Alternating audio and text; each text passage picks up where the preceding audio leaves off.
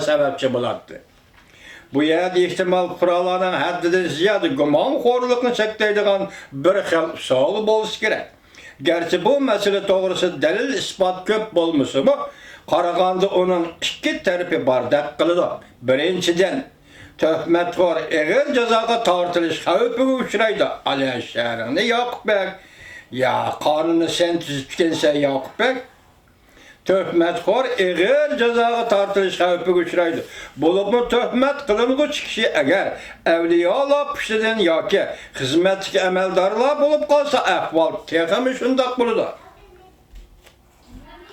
Bu hadisini paşqılayıverdiğin ehvalini çekleş rolunu oynaydı.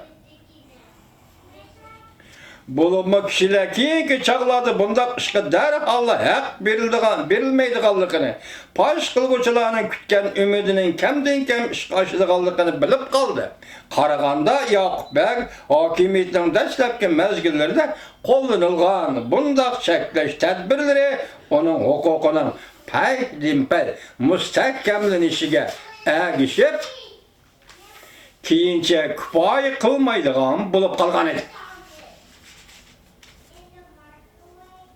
Müşahede noktayla hürmetli vatandaşlar.